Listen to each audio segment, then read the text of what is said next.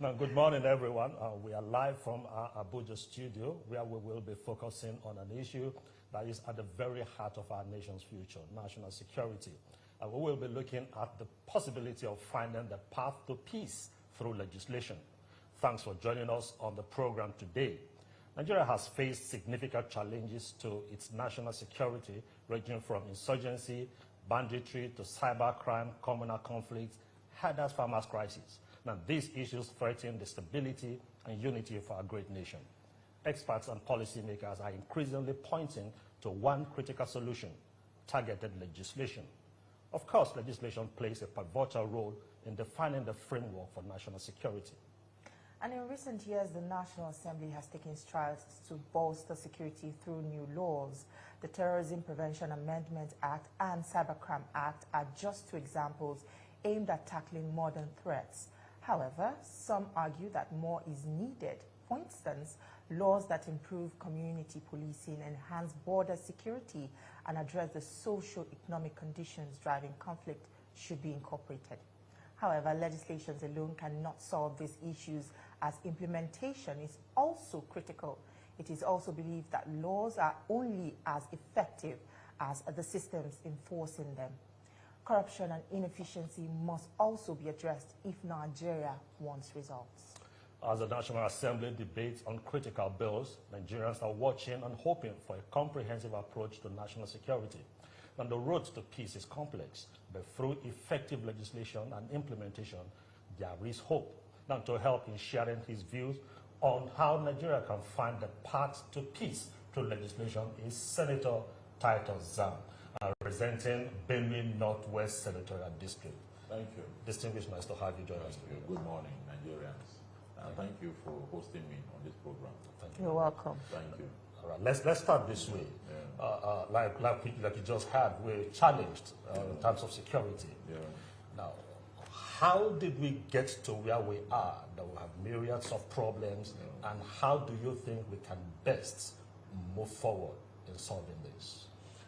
Well, I want to thank you for putting the issues very straight. Nigeria is actually challenged security-wise in every aspect of our national life. Security architecture requires serious governmental attention, and not just from government. Even the citizenry has a role to play. And I'm happy that this issue is now becoming a front burner issue. But to get to the gist of the matter, let us put on focus in this program straight. What do we mean by national security? And I think by way of definition, national security means or refers to the defense, the security of the sovereignty of Nigeria. And that includes the safety and well-being of the citizens, the economy, and institutions, which is the primary purpose of government. And how have we fared in this regard? I think this is the focus of this interaction. For us as a nation, and indeed a developing economy, so much is the leadership to make sure the citizens are happy, they are safe, and their material condition, as it were, is such that they are able to fend for themselves in a secured environment without looking left or right for fear of being attacked here and there. But over the years, we have not fared well in this respect because of the myriad of security problems that this nation is bedeviled with. You mentioned the issue of farmers, herders, clashes. They say charity begins at home. So let me touch the aspect that affects my immediate place of origin, which is Benue State, and indeed my constituency, among other parts of the country. Benue State actually has had an ugly share of insecurity arising from clashes between sedentary farmers and nomadic herders. And it started like small incidents of clashes here and there. They will be resolved through leadership intervention, leadership at the community level, at the village level, at local government level. And then over time, it has blossomed into a full-scale war between the host communities and the nomadic herders. And that has affected every aspect of the Benue social, economic, and even the political life. Today, no political actor can go out to campaign without making reference to how he or she is going to deal with this challenge. And so, it's not just in Benue, it's all over the country.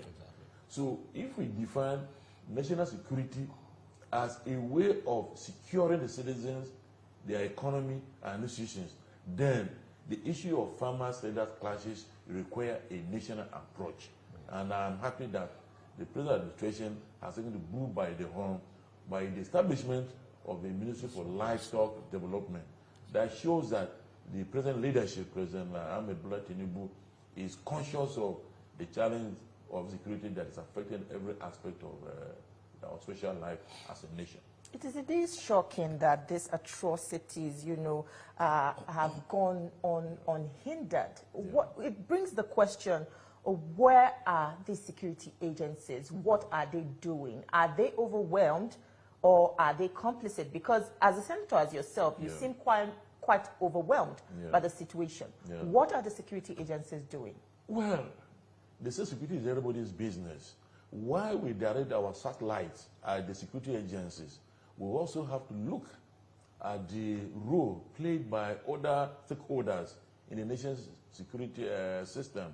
But taking it from the professional point of view, which is the duty of security agencies to secure the nation, one would expect that they should be doing more. You observe that internal security is by law the responsibility of the Nigerian police. Okay. But given the quantum of the challenges, the military has now come forward to support the police. Yet, the situation has not improved. So, it becomes a leadership problem at the top level of the nation's security architecture. So, I don't want to say they are overwhelmed. I think there is a problem of commitment. Okay. There is a problem of the political will, both on the part of the leadership and that of the leaders of the security agencies, or the institutions that are supposed to safeguard the nation. Okay, you rightly noted that it is the primary responsibility of the police. Yeah. And over time, the military was drafted in. Yeah. We've seemed to have taken it as a norm that the military has that responsibility because all over the country, you have the military doing what the police should be doing. Yeah, what you say, it is normal. It is normal. It also speaks to the magnitude of the challenge. Exactly. Now, as a lawmaker, how do you think we can redirect this? Because we have legislations already, but a lot of those legislations are not properly enforced. Yeah. Is it to increase the capacity of the police or to increase the strength, the ammunition strength of the police? Where is the problem? There are two approaches to that. First, we look at our relevant laws, and then we also look at the quantum of resources available to the security agencies to be able to get the wherewithal to confront the myriad of security challenges. I think our policing system needs to be rejigged. There has been this concept of community policing. We keep talking about it, but to what extent is the community policing system implemented in this country? There has to be some level of improvement in the capacity of the Nigerian police to be able to police every village, every hamlet. There is a United Nations ratio of 50 policemen to 1 citizen. We have not been able to achieve that. You understand?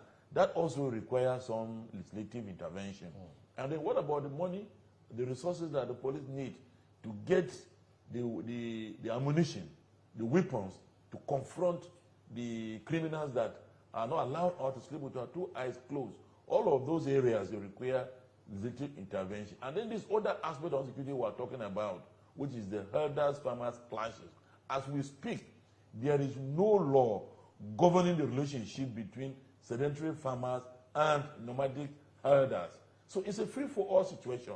And I keep saying, unless there is a law to determine what is right or wrong in the relationship, and this law I speak about has to go by way of encouraging ranching, so that you know that there's an infraction. When you leave your own place of operation and stray into somebody's farm, then the law will take its course. For long as there's no law, then the nomadic herders are free to governize every part of this country. Well, distinguished, you spoke about funding. We understand that a huge chunk of the country's budget is always allocated to security every year. Now, where does this money go?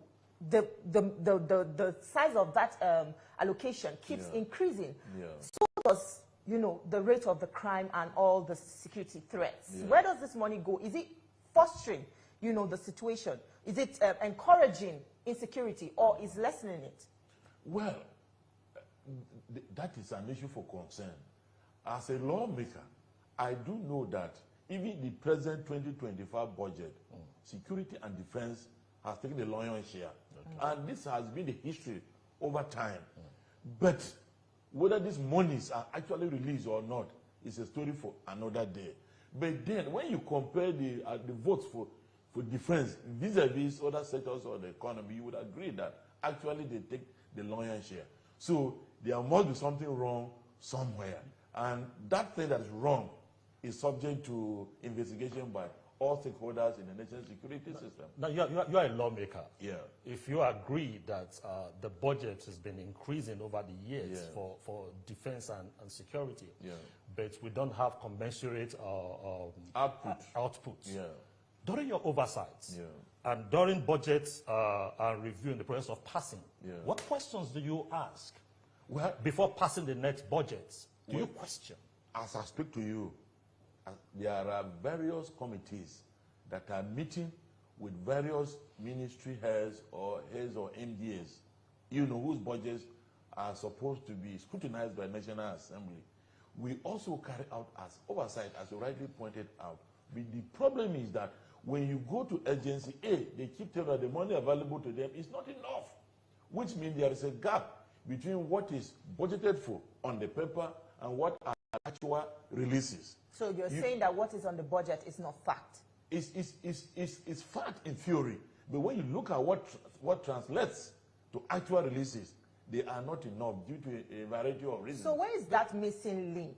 When you say it does not translate from what is on paper? The missing link is between what is budgeted and what is actual, what is available. Then there's a there's a tax before the National Assembly. That is why you are a lawmaker. That's why you appropriate. Yes. So if there is the missing link, it's somebody is not doing what they ought to do. Then we hold the National Assembly responsible. The budget is a mere estimate of what government intends to do. You understand? So it is not actually what is there. What I am saying is that government can estimate so much for a particular agency or role, but what is available even in the government kitty sometimes is not in tandem with the proposition.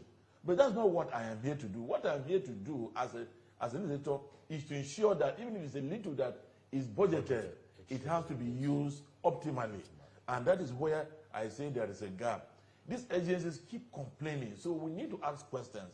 And this is not just the role of the legislature; it's also the role of stakeholders like the media too, to also put on their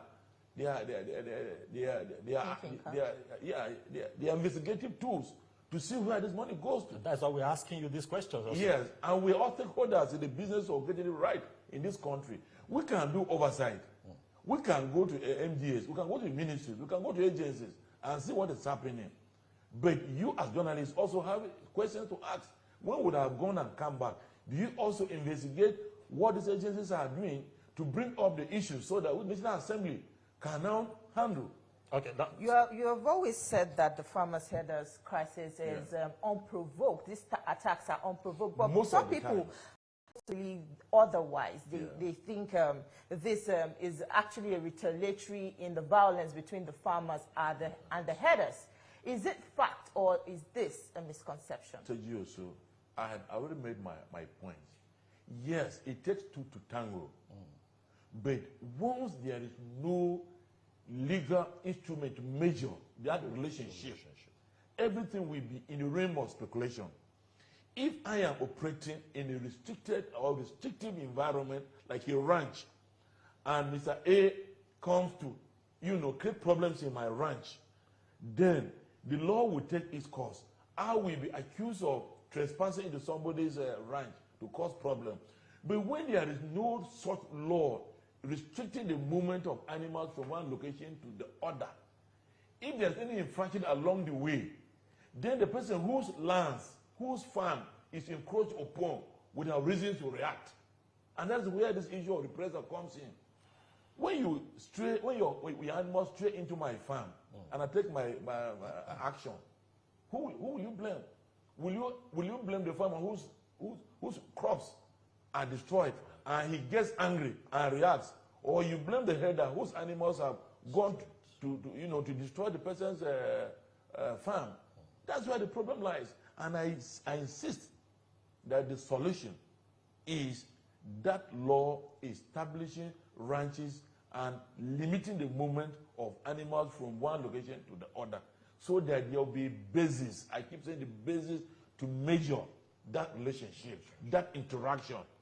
For long as there is no relationship, it becomes a free-for-all thing. And then self-help becomes the norm. But distinguished, with your calls for ranching, and I know that you have a bill in the National Assembly currently that is awaiting public hearing. The creation of the Ministry for Livestock by President Tinubu, don't you think that with your bill, which seeks to establish the National Husbandry and Ranches Commission, don't you think that their functions will be overlapping? No. Rather, the creation of the Ministry for Livestock Development, which is a great credit to the Tinubu administration, is to give teeth to the Ranches Management Commission. This commission will be under the Ministry of Livestock Development. You understand? It will be like the agency under the ministry governing the relationship that I am talking about. So there will be no conflict. Rather, it will be a seamless relationship. You know, every ministry has some agencies under it. Ministry of Education has a lot of parastatals and commissions. Ministry of Agriculture has the same. So the Livestock Development Ministry will have this Ranches Management Commission under it to be able to now handle cases arising from farmer-sellers relationship. So there is no conflict. And I'm happy to observe that the 2025 budget of the present administration has taken care of that.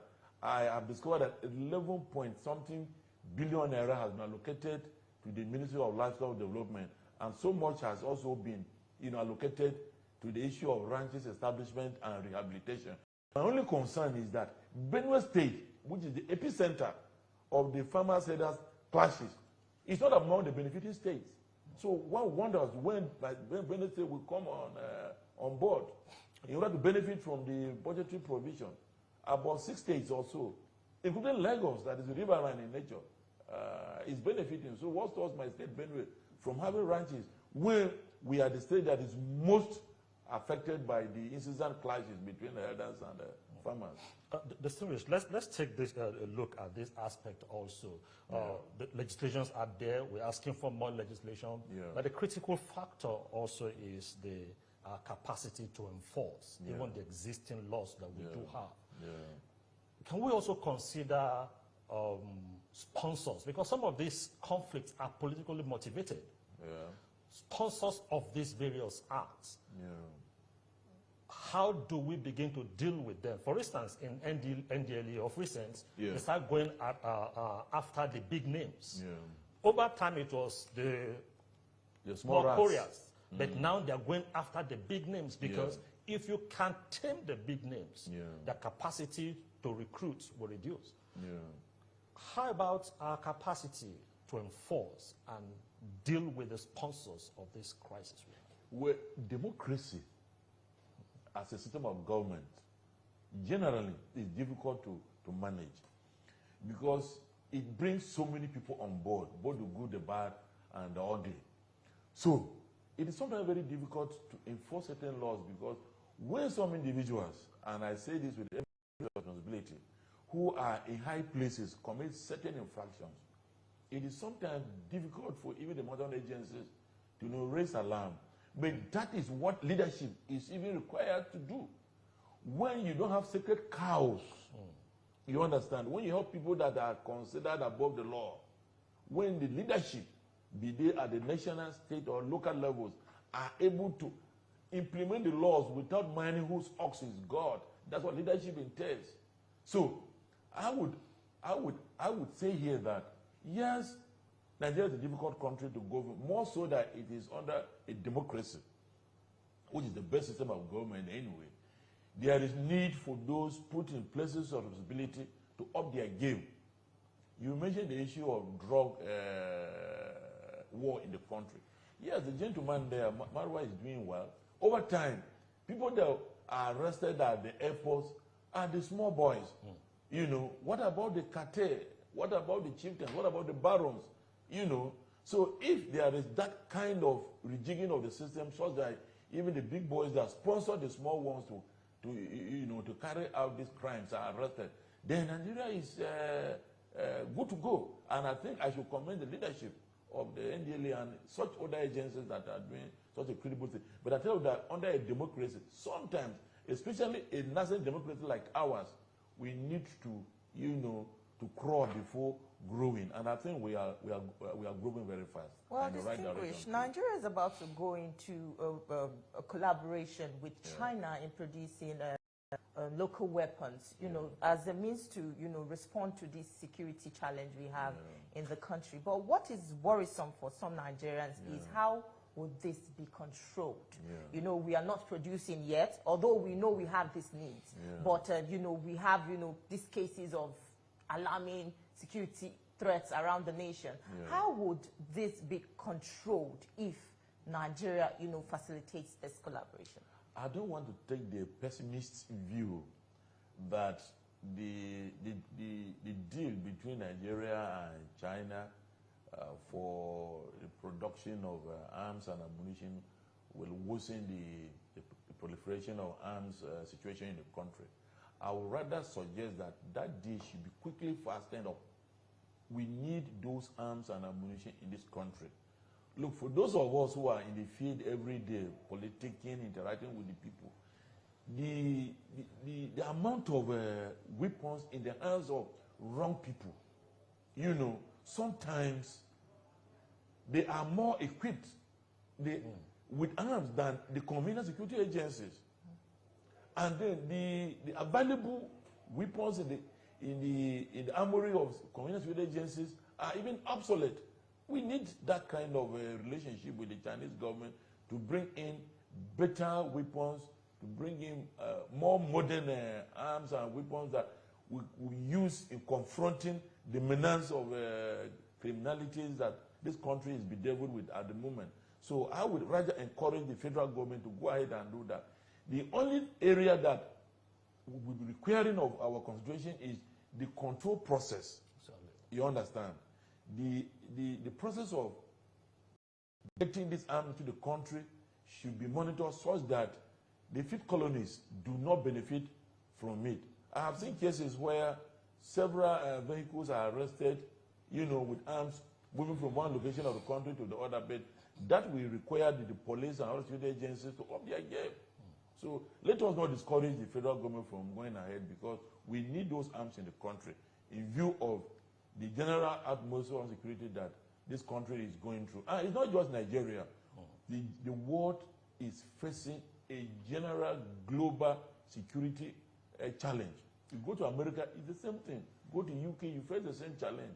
And so Nigeria is just among the global community that is facing this menace. And there's need for the government of the day to up her game. Well, you co-sponsored a motion that seeks to, is urging the federal government to withhold allocation to states where local government elections were poorly conducted, particularly in Benue State. Now, some people are forced to believe that this is directly targeted at your governor, Governor Aliyah, because of your differences. Benue State is not the only state that has had the sham local government election in the country.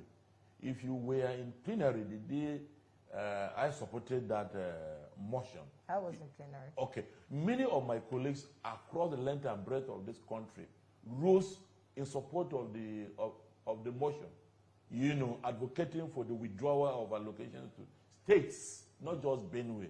I don't want to give the impression that my support to that bill is personal to the Benue governor.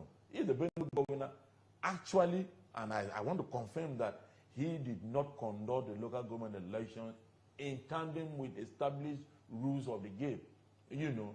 So I have no apologies on that, because it's about building our democracy from the grassroots. Remember, the position I advanced that day was that Nigeria sacrificed so much to bring about this democracy. And if there is any attempt to frustrate, to demarcate, to deconstruct this democracy, then it has to be resisted by all lovers of democracy, including my humble self. So if that misnomer took place in Zamfara, in Imo, in any part of the country, I would have taken the same position.